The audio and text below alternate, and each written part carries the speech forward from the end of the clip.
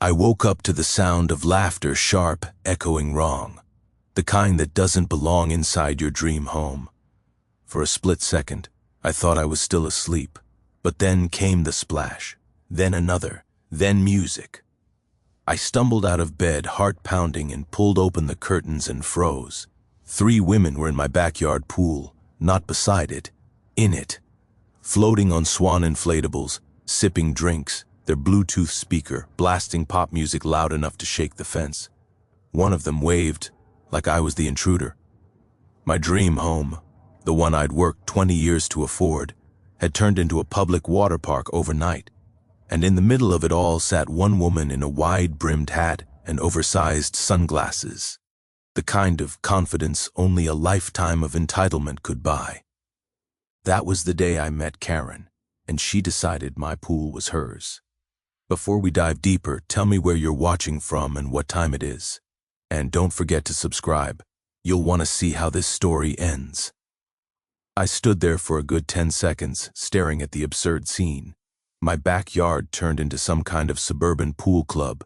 The morning sun hit the water just right, glimmering off their sunglasses and plastic cups, and for a surreal moment, I wondered if I was in the wrong house. Maybe I'd broken into someone else's dream.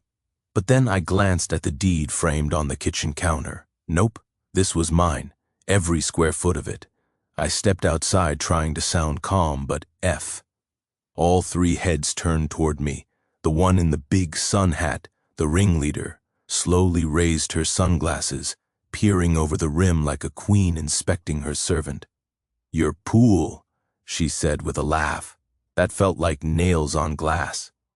"Sweetheart, this is the community pool. You must be nay community pool." I blinked. "No, it's not. I bought this property 2 months ago. This pool sits on my land. I paid for it. You're trespassing." The other 2 women glanced at each other awkwardly, but the sun hat lady just smirked. She had that tone, that HOA authority voice that can turn even the calmest neighbor into a villain. "I wasn't notified about any sale," she said, lounging back in the water like she was reclining on a throne. "And I have a key, so unless you're squatting here, I'd suggest you call." Her arrogance hit me like chlorine in the eyes. "Your key? That's impossible." The locks were changed. She shrugged, unfazed. "Oh, you must be talking about that gate, the side one." I had no idea what Section 9 meant, but I did know one thing. She was lying. I'd read every page of the homeowner's deed before signing it. The pool, the deck, the surrounding patio, all part of the private lot. Still, the way she said it made me second-guess myself. Her confidence was unsettling, like she'd been doing this for years and getting away with it every time. "Ma'am," I said, trying to stay polite, "you need to leave right now." Her smile widened. She stood up slowly, water dripping from her arms sliding down the hem of her floral swimsuit cover-up. She walked toward me, wet footprints marking the deck, stopping just close enough for me to catch the scent of expensive sunscreen. "Tell you what," she said softly, tilting her head. "Why don't you call the HOA president? Ask him. His name's Paul. Tell him Karen said hi." That name, Karen, it fit her too perfectly. I didn't even need to hear the rest. She gave me one last condescending smile, flicked her wet hair over her shoulder, and whispered, "We'll see who really owns this pool." Then she turned, gestured for her friends, and they all climbed out as if they were doing me a favor.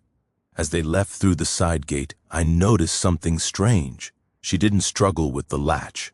The gate opened smoothly, no resistance. She had a key. I locked the gate behind them, checked it twice, and stood by the pool in silence.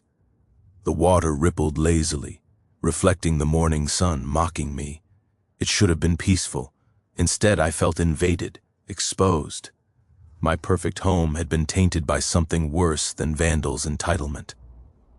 That evening, I met Paul, the HOA president, at his office near the clubhouse. He was friendly enough at first, polished, rehearsed, smile, the kind of man who says neighbor too often. I told him what happened, showed him a screenshot of Karen and her friends in the pool. He looked at the photo, then at me, then laughed nervously. "Oh, Karen. Yeah, she's spirited. Look, I'm sure it was just a misunderstanding. You know how these things go. We all share amenities here. I frowned. This isn't an amenity. It's part of my property line. He sighed, pretending to read something on his laptop. Right, but she's been a resident here for over 15 years.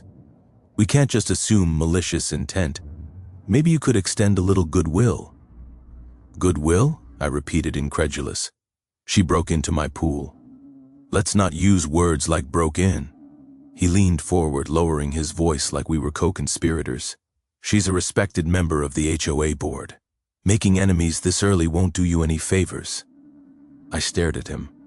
Are you saying I should let people trespass on my land because it's inconvenient to upset her? He smiled thinly. I'm saying pick your battles. That phrase stuck with me the whole drive home. Pick your battles. It sounded wise until you realized it always benefits the aggressor. When I got back, the gate was locked. Or so I thought. Out of habit, I tested it. Click. It opened again. The latch had been filed down, not broken, not forced, altered. Someone had deliberately shaved the metal so it wouldn't close properly. That's when the reality sank in.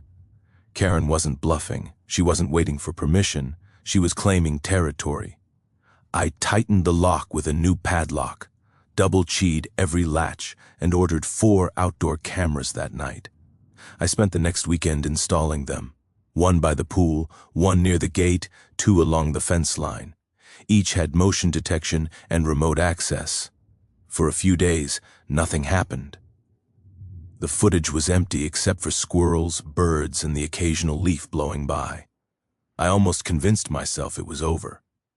Then on Tuesday around noon, while I was at work, I got a motion alert. I opened the camera feed and there she was, Karen alone, reclining on my pool chair, sun hat tilted perfectly, holding a cold drink like she was posing for a magazine. She didn't even swim. She just sat there for 2 hours scrolling her phone, occasionally taking selfies. The next day, same thing. Then Thursday she brought 2 friends again. They swam, they ate sandwiches, they left before I got home. By Friday, it wasn't just disrespect. It was performance. Like she knew I was watching. That weekend I marched back to the HOA office. Paul wasn't there, but his assistant told me, "Oh, Karen's using the pool." Again. She mentioned something about community access.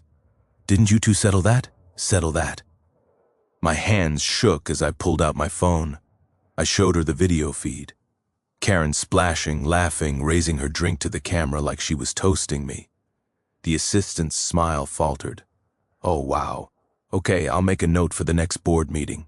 Don't bother, I said coldly. I'll handle it myself. That night, I sat at my kitchen table surrounded by paperwork. The deed, the plat map, the HOA guidelines. Every line proved the same thing.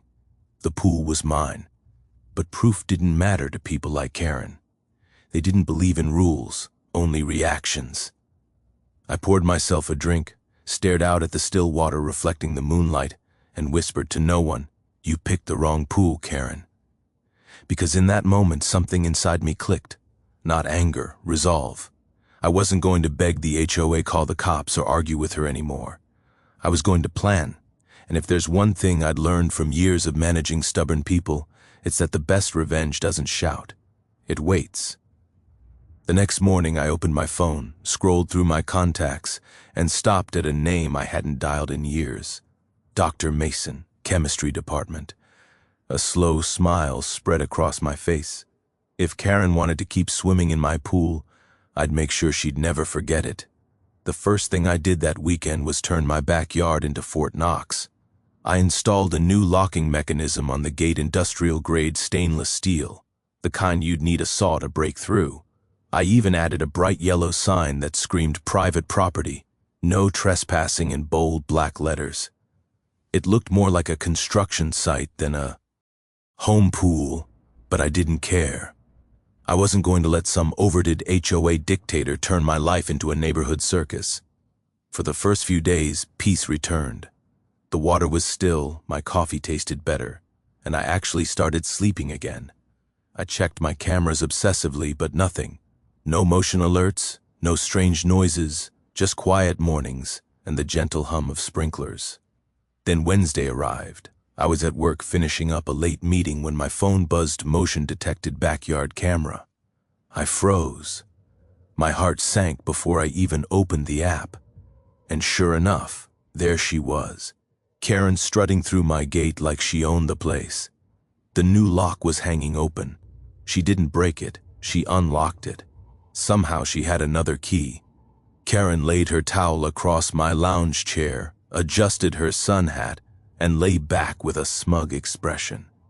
She stayed for nearly an hour, occasionally scrolling her phone, occasionally looking straight into the camera and waving. It wasn't defiance anymore. It was domination. That night, I replayed the footage over and over. Every frame of her soaking in my sunlight made my skin crawl. I checked the timestamps, the angles, even the reflections in the pool glass. She knew exactly where my cameras were. By Friday, she wasn't alone anymore. She brought 2 friends, one blonde, one brunette. They came armed with snacks, matching towels, and a pink inflatable flamingo. They laughed, toasted each other with cans of seltzer, and dove in like it was their resort. The gall of it made my jaw tighten. On Sunday, I caught something new. A maintenance guy walking in through the side gate. He carried a pool net, started skimming the surface and waved toward the camera as if this was all routine. I stepped outside immediately. "Hey," I called out, "what are you doing here?" He blinked, startled. Miss Karen said she's the owner, asked me to clean weekly." I nearly laughed. "You're fired, and tell Miss Karen if she steps on my property again, she'll need more than a net."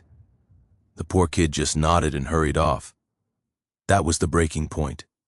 I gathered every piece of evidence, screenshots, video files, timestamps, and marched to the HOA office first thing Monday. Paul, the president, greeted me with that same syrupy smile. Good morning, neighbor. Everything all right?" "No, Paul.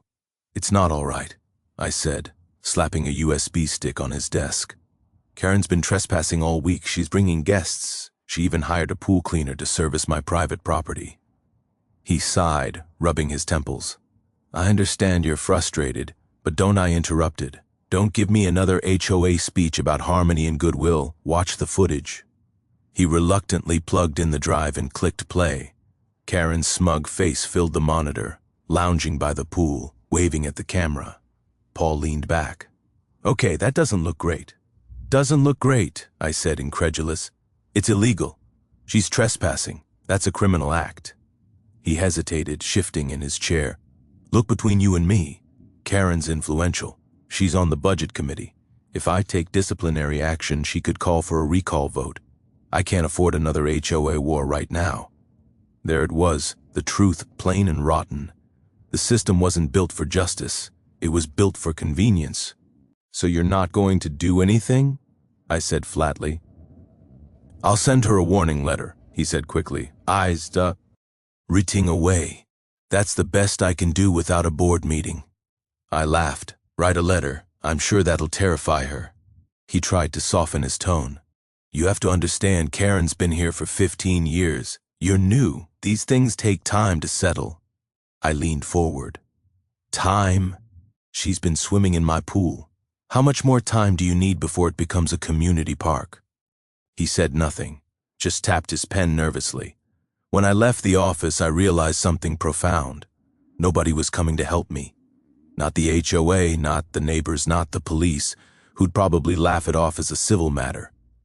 That evening, I watched the sunset from my deck. It should have been peaceful, but all I could feel was anger simmering under my skin. My property, my sanctuary, had become a joke.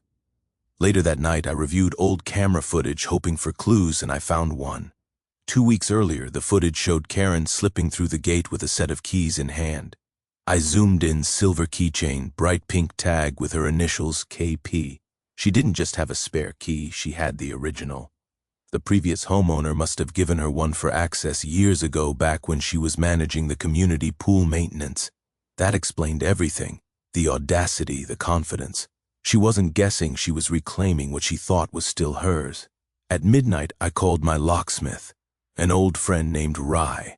He owed me a favor from a project years ago. Ray, I need new locks. All of them tomorrow. He whistled. All right, tough guy, what's going on? You running from the mob? Worse, I said. An HOA Karen. He laughed. Say no more. I'll be there at 9. By noon the next day, every lock was changed. Gates, ID, door shed, even the mailbox. I handed Ray a coffee and told him to keep the spares off record. He winked. Don't worry, man. She's not getting through these. But Karen was nothing if not persistent. By Thursday, I got another motion alert. My stomach dropped. I opened the live feed and there she was again, standing outside the locked gate, holding a tote bag and a look of pure indignation. She shook the latch, violently, muttering something I couldn't hear. Then she leaned closer to the camera and said clear as day, "You can't lock me out forever." The nerve of this woman was beyond human comprehension. That night, I sat in the dark watching that clip on repeat. Her words echoed in my head over and over. You can't lock me out forever. It wasn't just a threat. It was a promise. I started noticing things. My mailbox left open. Footprints near the gate. A towel draped over the fence. One morning, she was still getting in somehow. Maybe jumping the fence, maybe through a weak spot in the corner I hadn't reinforced. It was psychological warfare now. Every creak of wood, every motion alert made my pulse spike. She wanted to wear me down, make me snap first. But that's the thing about people like Karen. They mistake patience for weakness. On Sunday, I hosted a small barbecue with a couple of coworkers. They'd heard the story and thought I was exaggerating until halfway through lunch. One of them pointed at the camera feed on my phone. Dude, is that her? Sure enough, there she was again, walking through my yard like she was on her way to her personal spa. I slammed my drink down and marched outside. Karen, I yelled. She turned unbothered. Oh, hi, she said cheerfully. Just checking the water levels. HOA business. Get out. Her smile froze. Excuse me, you heard me. This isn't HOA property, it's mine. You step foot here again, and I'll file trespassing charges. She laughed. Oh, please. You think anyone's going to believe you over me? This neighborhood runs on my word. Then maybe it's time someone changes that I said. Her eyes narrowed. She stepped closer, lowering her voice. You'll regret this. You don't understand how things work here. I understand perfectly, I said. And I'm done playing nice, she smirked. Well, see. Then she turned and left, dripping arrogance with every step. I watched her walk away, fists clenched. For the first time, I realized this wasn't just about a pool anymore. It was about control. She wanted to own me, my peace, my patience, my dignity. That's when I decided, no more cameras, no more signs, no more warnings. If Karen wanted to keep playing games, fine. I'd play too, but I'd play smarter. Because from that night on, I wasn't defending my property anymore. I was preparing for war. By the time Monday rolled around, the rage had cooled into something colder and more methodical a plan. Angry shouting felt primitive. Paperwork had failed me. The HOA had failed me. Public shaming hadn't even begun. What I needed was a move that would do 3 things at once. Expose Karen, protect my property, and make sure the whole neighborhood saw who had been lying all along. I scrolled through my phone until I found an old contact I hadn't dialed in years. Mason Alder, PhD, chemistry professor, grad school roommate, the kind of guy who could make a bad idea look like a brilliant thought experiment. We drank cheap beer at midnight and wrote equations on napkins back in the day. If anyone could help me design something safe but memorable, Mason was the one. Hey, Mason, I said when he answered. You remember your old stubborn friend from the dorm? There was a long, amused pause. How could I forget?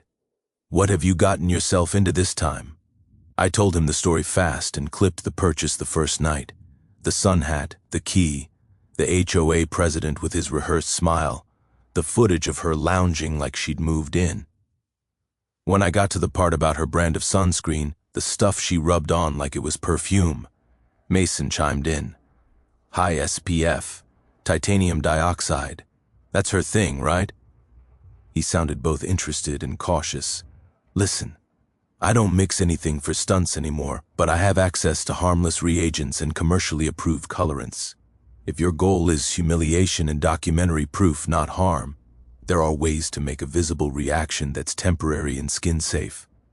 Think theatrical dye more than chemistry experiment. Don't do anything that could be toxic or dangerous. Relief flooded me. I didn't want to hurt anyone. I wanted a spectacle. A theatrical unmasking, legal, non-toxic, reversible. I repeated something that reacts specifically with her sunscreen type. Just a color change, loud, undeniable, and unmagical. I realized how ridiculous I sounded even as I said it. Mason didn't laugh. He was already thinking in constraints and contingencies. What I can do, he said slowly, is formulate a water-safe tint that activates in the presence of that sunscreen's particular ingredients under strong sunlight. It's more of a color trigger than a chemical reaction, like those pH strips you used to us. E in high school biology. Safe, temporary, dramatic. But you have to promise me two things. You'll let me test it thoroughly, and you'll not let anyone with sensitive skin be exposed without consent. No surprises beyond color, no skin irritation, no long-term staining. I promised things I hadn't even known I'd be comfortable. Promising no permanent harm, no medical risk, and no escalation beyond humiliation and exposure. Mason arrived 3 days later carrying a small case that looked like a travel kit for a very precise barber.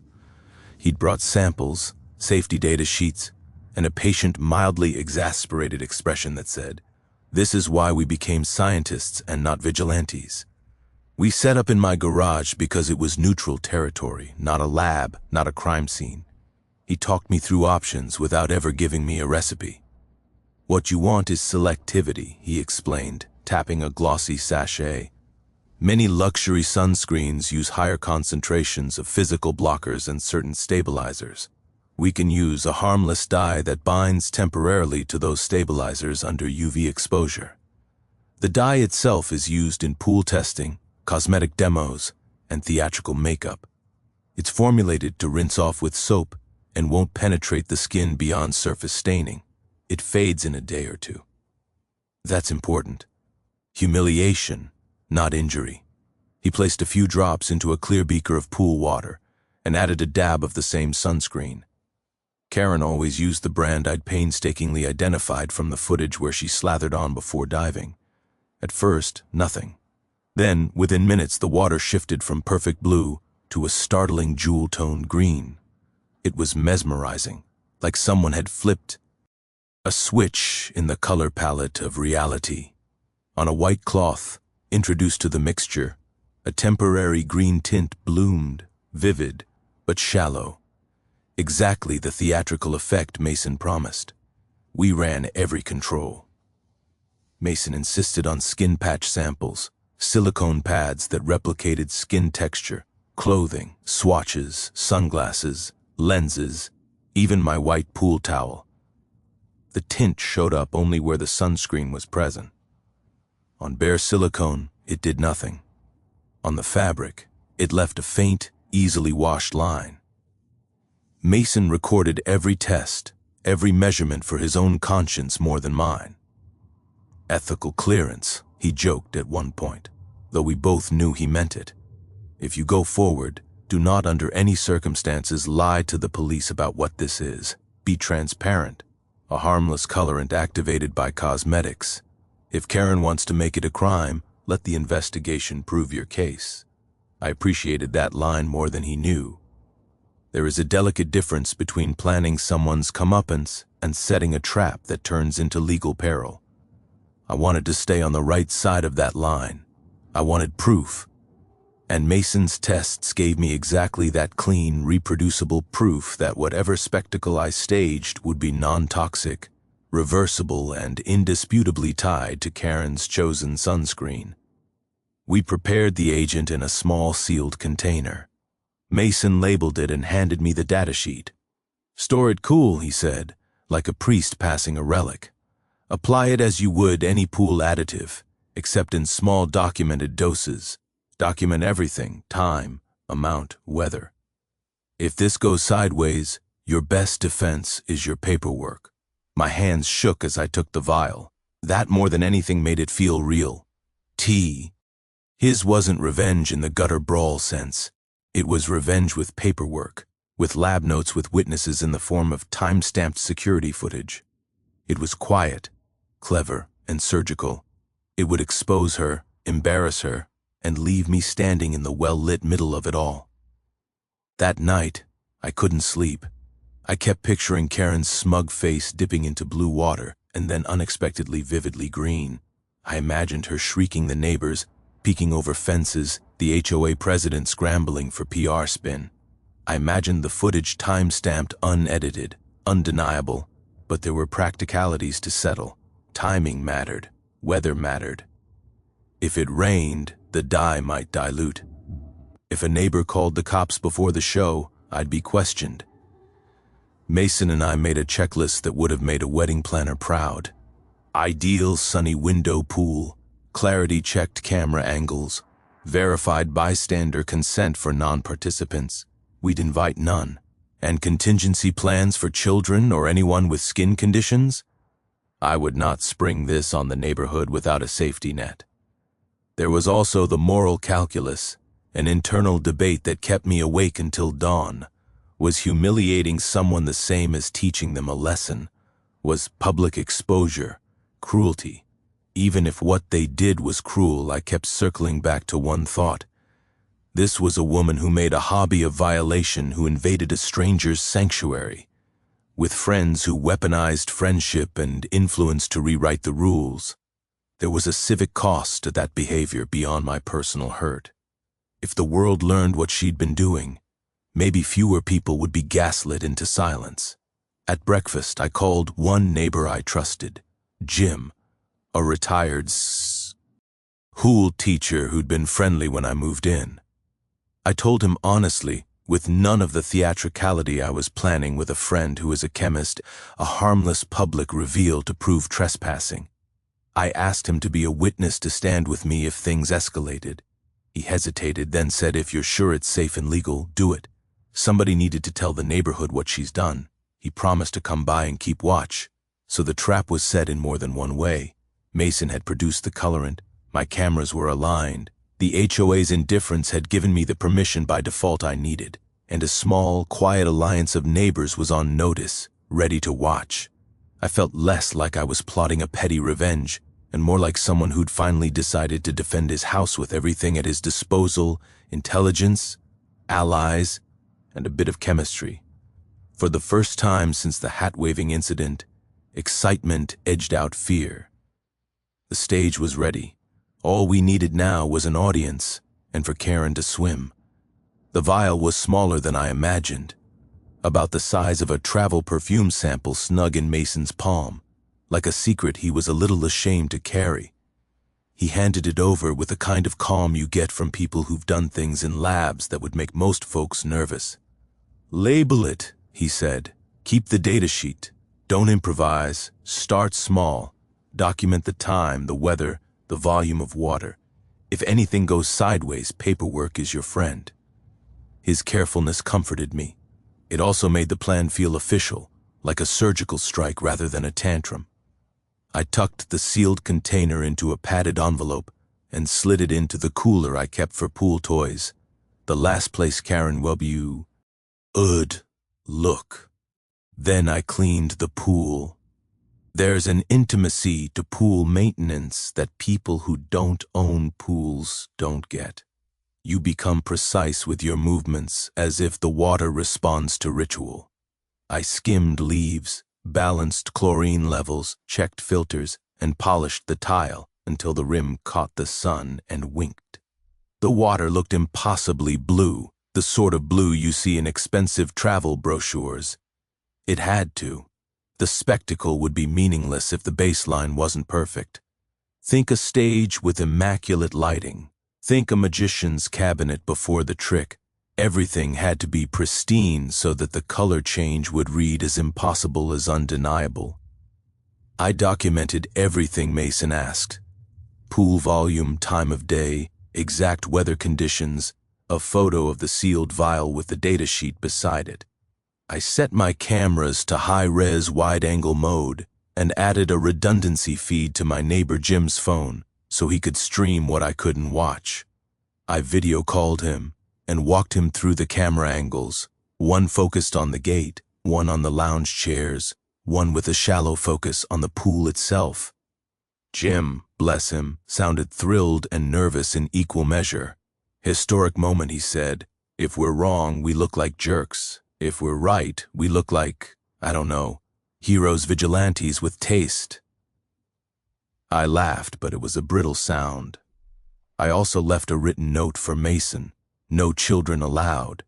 If anyone under 18 is present, call emergency services and neutralize immediately.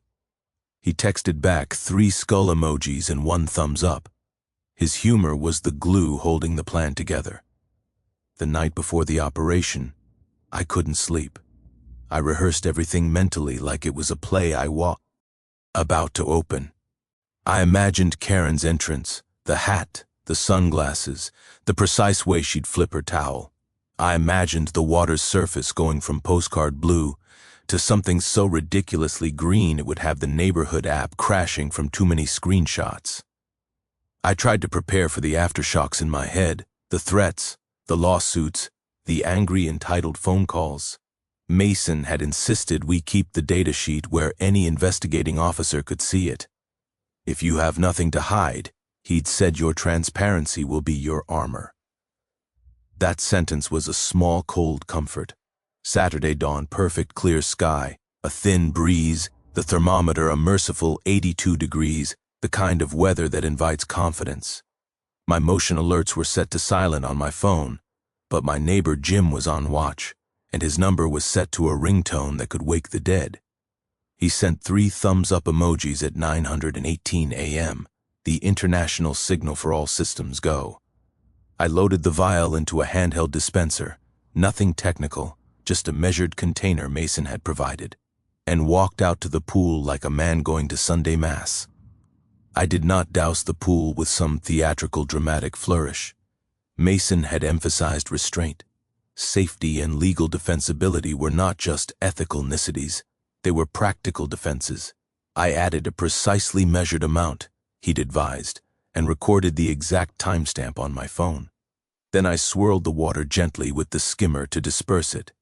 For a long, agonizing 5 minutes, nothing happened. The pool was the same crystalline blue I'd spent the morning loving. The quiet was loud. I went inside, sat at my kitchen table and opened every feed. The 3 camera windows on my laptop were a testimony to modern paranoia. The gate, the chairs, the pool. I had the vial and the datasheet on the table beside me. I had a cold beer I didn't want and a lawn chair I didn't need. I felt ridiculous and righteous at the same time. Jim texted Sun's hi. Gate open. I checked the feed. The gate was closed. Not yet. I typed back. Time stretches weirdly in moments like that. It's both compressed and elastic. Every creak of the fence becomes a clock. I replayed old footage as if revising a score. Karen applying sunblock. The smear of sunscreen on her forearm like armor. I remembered Mason's tests. How the tint only manifested when that particular sunscreen met the target dye under sunlight. Chemistry, as it turns out, has a petty sense of humor. Around 1142 a.m., I heard a car door in the distance, muffled but distinct. I felt my stomach drop and my palms go clammy. Jim sent another message, movement gate. I opened the camera feed faster than I knew I could. The gate swung inward, and there she was, silhouette framed against the sun like a cartoon villain taking her cue. Her hat was on, sunglasses in place. Her beach bag swung over one shoulder. She paused on the threshold as if to take in the scene, then smiled that smile that had caused so many little domestic wars around the neighborhood. She sauntered forward, each step perfectly confident. She wasn't alone. 2 women followed her, laughing, one balancing a flamingo float like some sort of plastic trophy. They approached the lounge chairs and dropped their things with practiced authority. One of them pretended to check the water, peering at her reflection with mock innocence. Karen winked at the camera, and for the first time since this whole thing started, she looked directly into my eyes through the lens of my phone. It was the look of someone used to winning. She paused, as she always did, to slather on sunscreen. The ritual was almost theatrical, a slow, methodical rubbing into her arms and chest, that glossy coat of protection that smelled faintly of coconut and arrogance. For the first few minutes, there was nothing. They chatted, they sipped. The sun glinted off the water and off the sequined strap of Karen's swimsuit. I felt the electricity of the moment, the rare kind that precedes either disaster or triumph. Then, slowly, almost like the start of a joke, a green bloom appeared along Karen's shoulder. It was small at first, like a smudge, but vivid, the color of crushed emeralds. Karen glanced down with a puzzled frown. Her friends laughed until they saw the greens spreading across the surface, then across skin, then across the flamingo's plastic cheek. They shrieked. One of them slipped on the wet deck and fell, sending a spray of water and sunscreen into the air. Cameras caught everything. From my kitchen, watching through the feed, my heart was doing a peculiar little dance. It wasn't elation. It was relief braided with shame and a strange, guilty thrill. I saw Karen leap out of the pool, sputtering and swatting at her dripping arms like a woman under attack by color. She was screaming, half outrage, half bewilderment, and already true to form, she was filming herself. Her fingers found her phone with the speed of an instinctive storyteller. "Look what they did to me. Help! Chemical attack!" she yelled, bloodless and furious, as if the very idea of being embarrassed was an assault on civilization. I watched her face contort between genuine surprise and practiced performance. Her friends were panicking. Their laughter turned to alarm. Neighbors peeked over fences. Jim had opened his garage door and was filming from a safe distance. The backyard filled with the sound of chaos shoes, thudding water sloshing high-pitched, screaming the distant revving of a lawnmower someone had turned on to cover what was happening, as if noise could blot out disgrace. My hands were shaking. I grabbed my phone and set it to record the feeds locally. Every camera timestamp stored with a file named and dated as Mason insisted. I made a turn note: 11:47 a.m. 82 Deg F.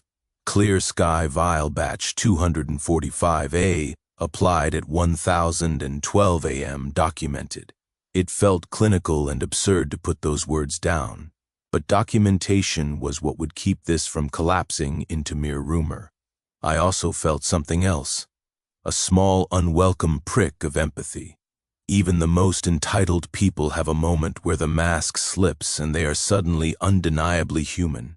Karen's face flecked with green, staring at her own hands as if betrayed by her skin, was not a cartoon in that second.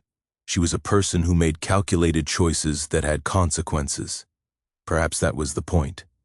The neighbors gathered phones out, some scandalized, some delighted, a few clearly savoring the spectacle like an open-air theater. The HOA president was not yet in sight. For a long moment, the suburban soundscape was a chorus of gasps and camera shutters. I sat very still at my kitchen table, the glow of the screen painting my face, the dull blue of someone who had pulled a curtain on a secret. That was when I realized there is a precise cruelty to consequence when it's aimed to reveal truth rather than punish. I had chosen to expose, not harm. I had chosen documentation, not vigilantism. I hoped, more than I'd admit, that the law and the community would be merciless in their own way. And on that strange, bright morning, as neighbors took sides and the internet's shadows began to stir, I felt a peculiar mixture of triumph and melancholy. I had set the trap. The trap had sprung. The waiting, it turned out, had been the worst part. The moment the color hit, the world tilted just a fraction enough to feel theatrical. It wasn't an explosion of paint or a cartoonish splash. It was a slow, undeniable tide of green that crawled across skin and fabric like tide water reclaiming a shoreline. 1 second, the pool was postcard blue. The next, emerald veins fanned across the surface, catching the sun and throwing back light like something out of a bad sci-fi movie. Karen was the first to notice. She had that routine down, hat-off sandals, discarded one exuberant cannonball to announce that she owned the afternoon. Her entry made that perfect little round of ripples, and then, as she surfaced, her left forearm had a blot the color of a broken bottle. She blinked, puzzled, the laugh on her lips, freezing into a puzzled frown. For 3 seconds she looked at it like someone who'd found a stain on an heirloom shirt and thought with a small private horror about dry cleaning. And then it spread. Her face shifted. Confusion gave way to the pure, white-hot astonishment of someone who thinks rules simply don't apply to them and then discovers they do. She started splashing wildly, as if to rub the green off, but it only tray further across her chest, up into her hairline, ghosting over the rim of her sunglasses.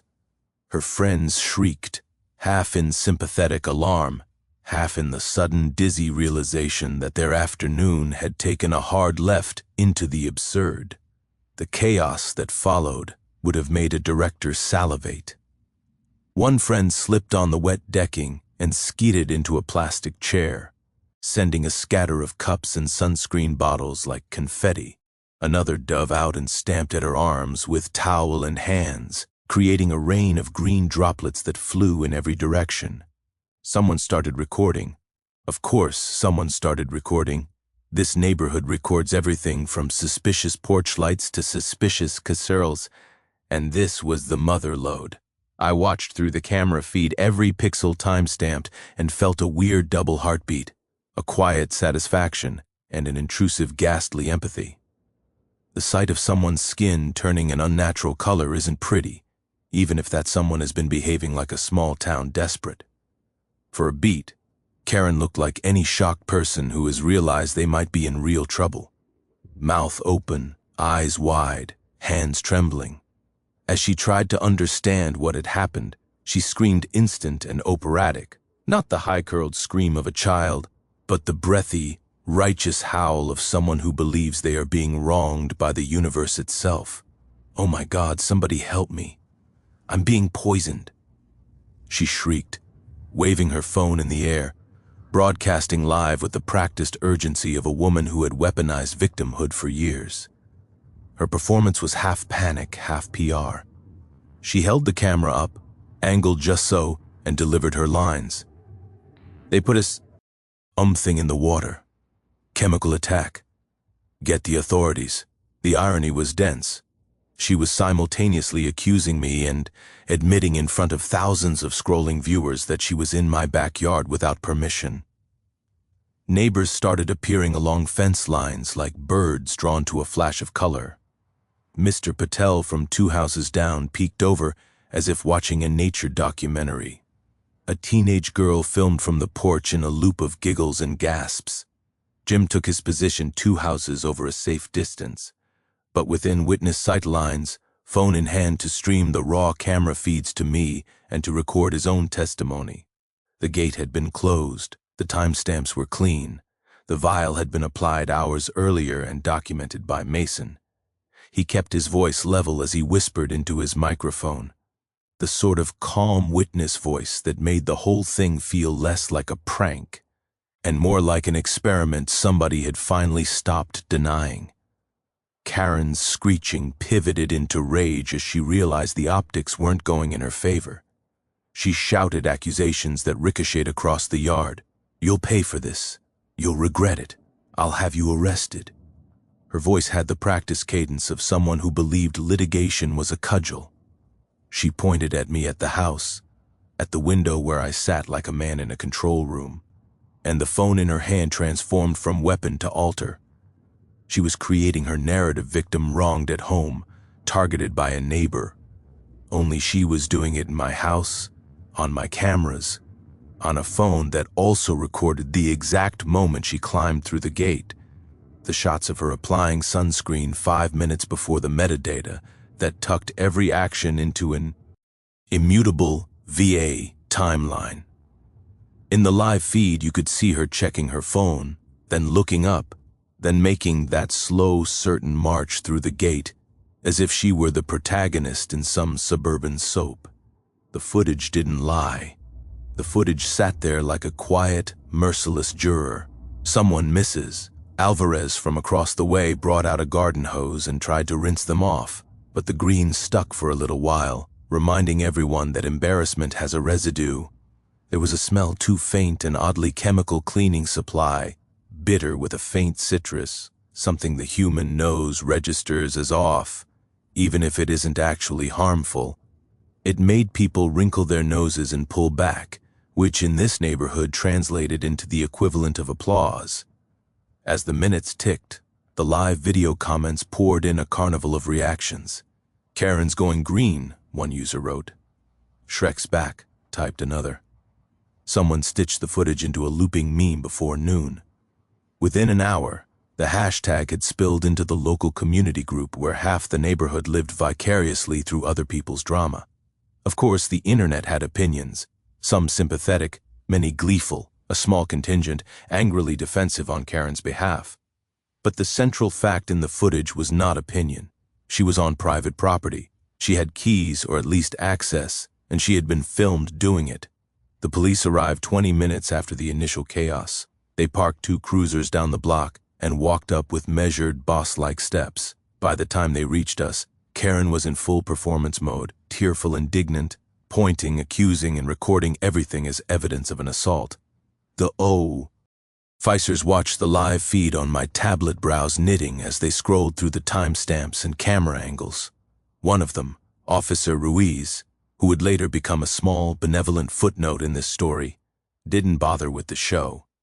He asked calmly to see license and registration, and then more importantly, to watch the security footage.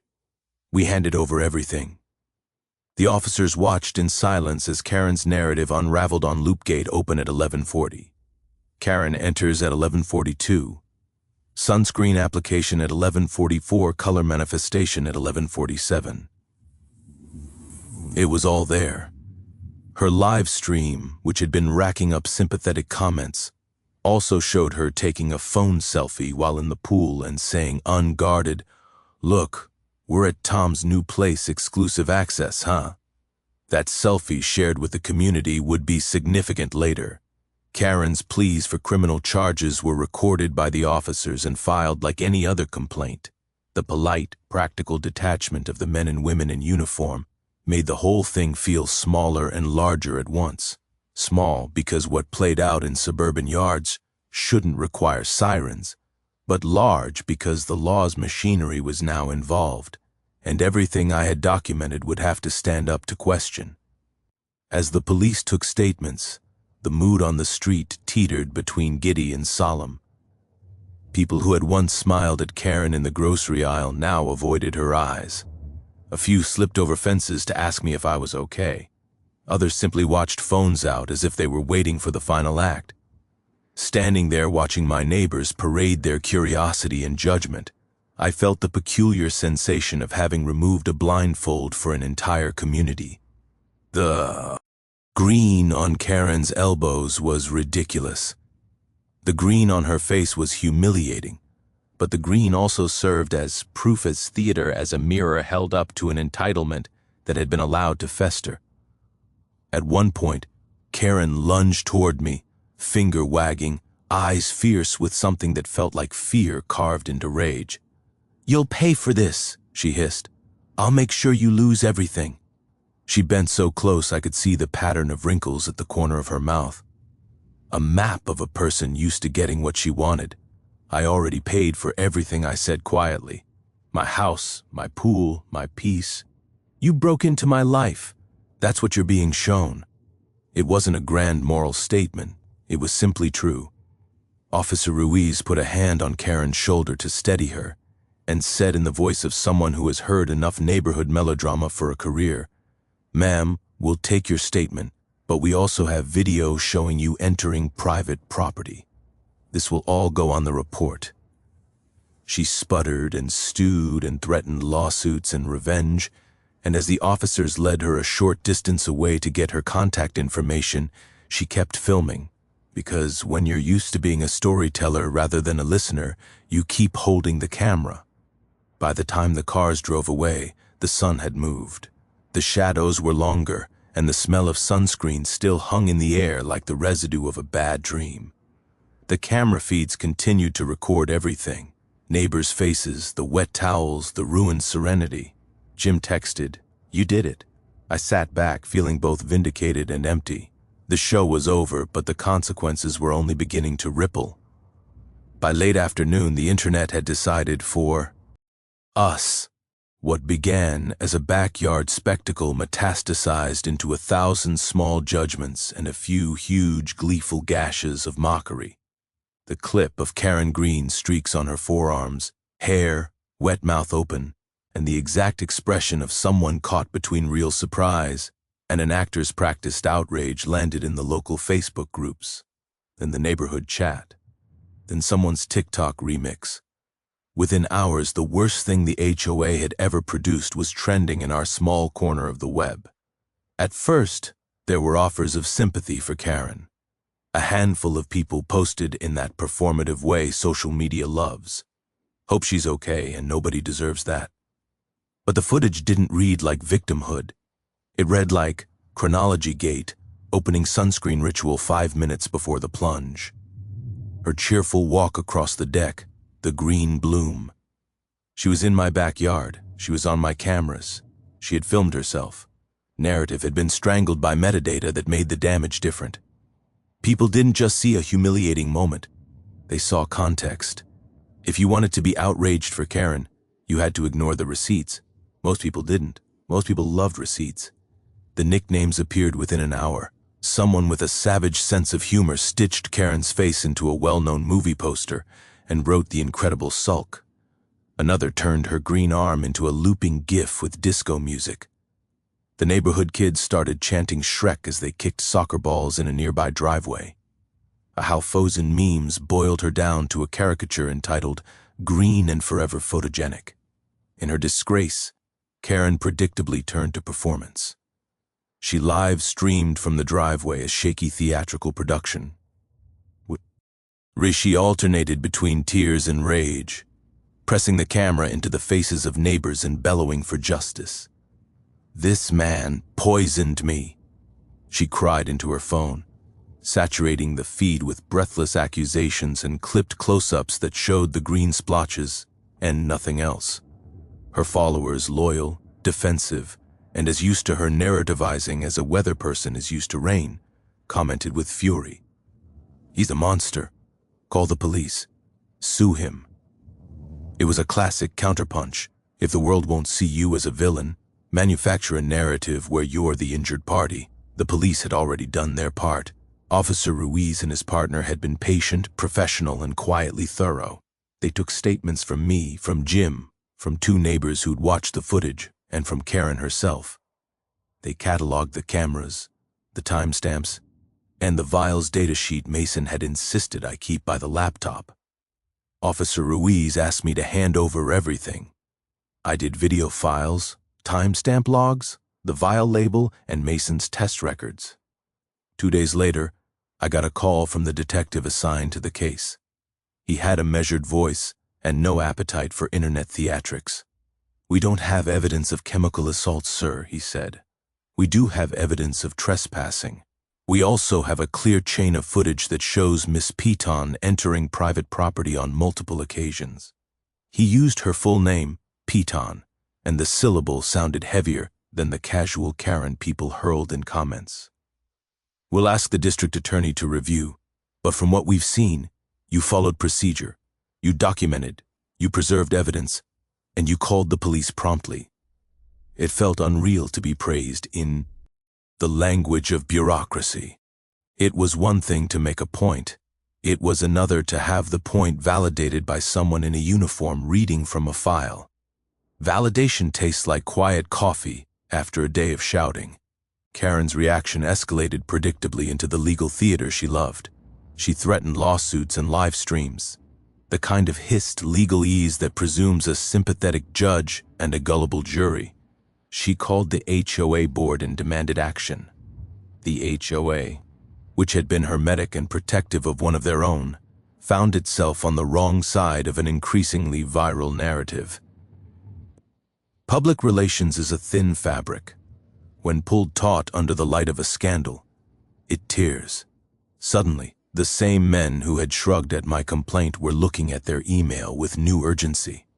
That afternoon, the HOA president Paul called me. His voice was cautious, then defensive, then oddly apologetic. "We're going to hold an emergency meeting," he said. "This blew up. We'll form a committee to look into access keys and procedures. We'll reach out to Karen." The phrasing made it clear he wanted distance. Distance from the spectacle, distance from responsibility. The neighborhood grapevine hummed with gossip. Friends who had been neutral now stared at Karen in the grocery aisle, then quickly looked away. The memes did something structural to our community. People who had once tolerated Karen's small cruelties, petty fines, whispered rumors, questions about paint colors, began to compare notes. Over coffee, a woman named Rita admitted she'd had packages go missing whenever Karen had a party. A couple down the street mentioned HOA fees being diverted to community events they didn't recall a prov. In what had seemed like isolated incidents suddenly had pattern opportunism, access influence. It's odd how humiliation can loosen lips. People talk when the world hands them a story that vindicates their small private grievances. The green footage became a pretext to air old hurts. The neighborhood chat, once a tame place for lost dogs and bake sale announcements, turned into a thread of confessions. Karen's pals rallied at first, defending her with gilded ration. "She's under stress. She was attacked." But then the receipts, photos of her at my pool, messages about checking on Tom's place, a receipt for a duplicate key from the previous owner, began to pile up in that digital space like autumn leaves. They couldn't be rad into a neat pile and burned. Karen's attempts to control the narrative only fed the fire. Live videos became evidence of her trespass. Impassioned rants became clips people remixed into mockery. She hired a lawyer who sent me a cease and desist, not for chemical assault, but with the usual flourish implying damages and humiliation. Mason sent me a brief, practical email. "Save everything. Don't engage. Let the evidence speak." I did. I saved every notification, every meme, every angry comment. I printed out time-stamped frames and tucked them into a folder that felt less like legal preparation and more like an archaeological dig of someone else's sense of entitlement. Through all that fury and digital chaos, I felt something complicated. Not glee exactly, but relief so acute it had edges. For months, I'd been made to feel petty, new, and unreasonable for insisting on my rights. The footage stripped that shame away. The proof didn't allow for the gaslighting I'd been subject to. It demanded accountability, but I also felt the humbling quiet of consequence. Karen was a person with flaws and hubris. She wasn't a cartoon. The green on her skin was temporary. The humiliation, though sharp, would dull and roll away for most. For her, the social cost was real. Friends drifting HOA committees, whispering phone calls unanswered. She lashed out and failed to command sympathy. The neighborhood, once complicit in small silences, suddenly found itself aligning behind deterrence. There were ugly nights, angry voicemail, a smashed flower pot on the porch that I hadn't heard anyone explain away, an anonymous text with a promise to make me pay. There were also small telling moments, a neighbor bringing over slices of cake and saying with tearful half-laughter, "We were wrong to look the other way." Jim, who watched the feed like a guardian owl, clapped me on the shoulder and said, "You did the right thing. Not everyone would have had the restraint." I nodded, uncertain whether restraint or reckoning was the better virtue. As the days blurred, Karen retreated into a function I've seen before. In people who lose the social script they once wrote, she blamed others, then herself, then the world. She oscillated between apology videos and legal threats. The HOA, sensing the heat, moved to audit access keys and review its policies. Paul called a meeting to restore trust. The energy of the place shifted. People started locking gates, not out of fear, but out of principle. The memes faded as memes do, but the consequences didn't. Karen was quieter in the aisles now. People waved with distance. The green stain on a few photos remained as a grotesque watermark of entitlement, an image that would haunt PTA slideshows and PowerPoint pitches for weeks to come. I didn't dance in the street. I didn't throw a party. I sat by the pool at dusk that week with a glass of wine and watched the water reflect the sunset like it always did. Blue, steady, unperforming. Justice, I discovered, was less a shout than a slow reordering of small things. A locked gate, an HOA that couldn't pretend anymore, neighbors who finally spoke up. The hum of CKs filled the silence like a small, indifferent applause. When I went to bed that night, I felt tired in a different way, less hunted and more settled. The neighborhood had shifted. The scales hadn't been perfectly balanced, but they'd tipped. Sometimes that's all you can ask for. 2 days later, the calm I'd been savoring broke with a knock on my door. It was early morning, the kind of hour where bad news tends to arrive. Through the peephole, I saw 2 uniformed officers standing on my porch. One of them, Officer Ruiz, the same man who had witnessed the chaos, offered a tired smile that said, "We're doing this again, huh?" "Morning, Mr. Harding," he said. "We'd like to ask you to come down to the station. Miss Pettins filed an official complaint." I sighed, already expecting it. "Let me guess. Attempted chemical assault." He nodded.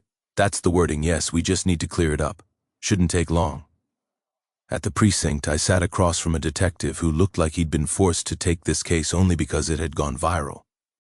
He asked all the routine questions: what was in the water, where I got it, whether I intended harm.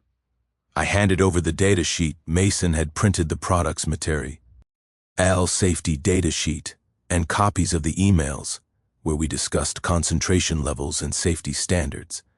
I also provided the USB with every camera angle, including the clips where Karen entered the yard repeatedly without permission. When he finished watching, the detective exhaled long and low. "So," he said, "this chemical is actually a cosmetic dye that reacts with sunscreen." "Yes," I said, "it's used in demo kits for beauty schools. Non-toxic, washes off in a day or two. The only difference is she wasn't supposed to be there." He looked over the paperwork again, tapping his pen on the table. "You documented every step. That's rare." "I've been trained," I said. "In this neighborhood, documentation is survival." He chuckled and stood. "Well, congratulations, Mr. Harding. You've officially wasted an hour of my life, but you also happen to be completely in the clear. Miss Peton's complaint won't go anywhere. We'll file a report, but she's got bigger problems, like what I asked." He leaned back, half grinning, "like trespassing charges and possibly obstruction if she keeps trying to spin this story online." By noon, the whole thing was over. I wasn't arrested, questioned further, or fined. Karen, on the other hand, walked herself right into a legal buzzsaw. The footage had become more than viral content. It was now evidence.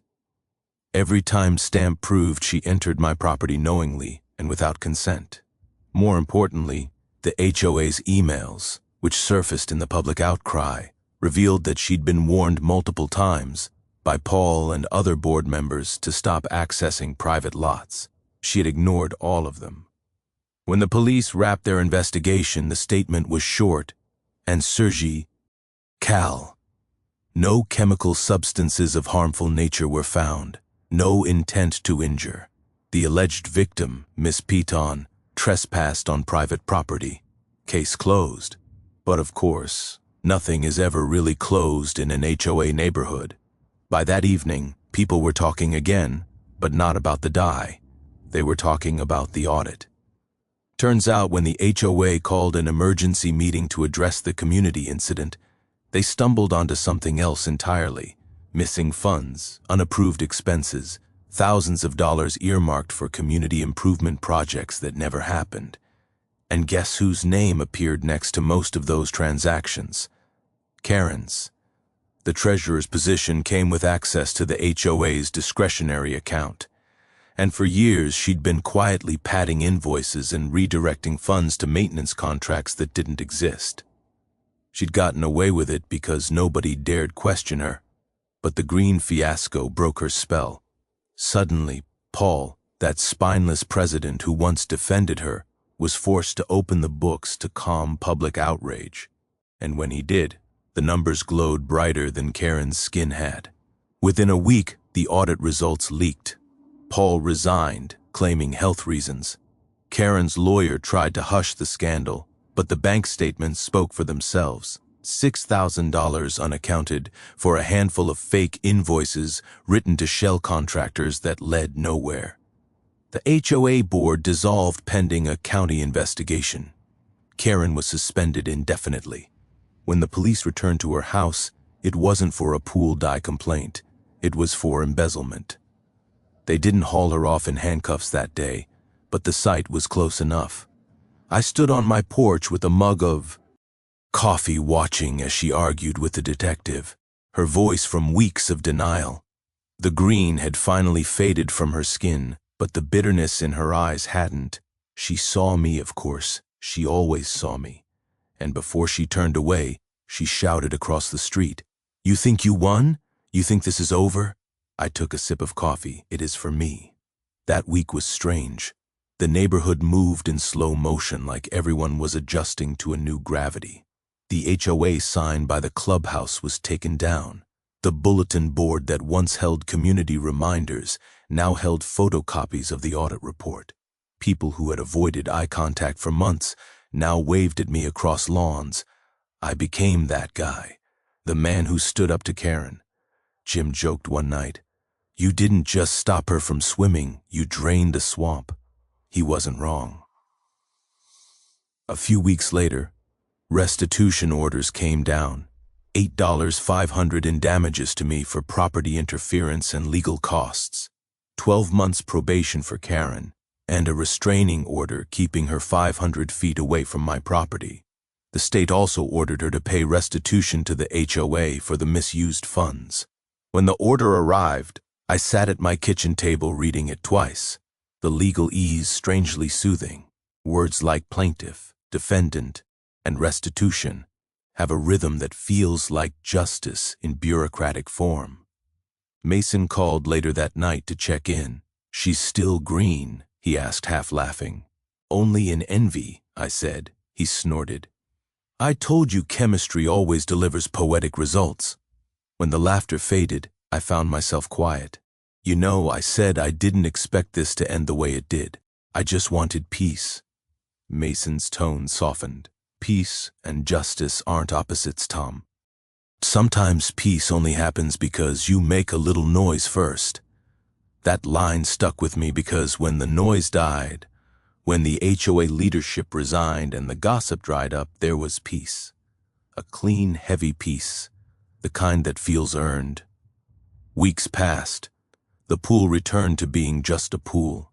The water was still deep blue again, silent, except for the occasional ripple when the wind brushed it. Every weekend I'd pour myself a drink, sit on the deck and stare at the reflection of the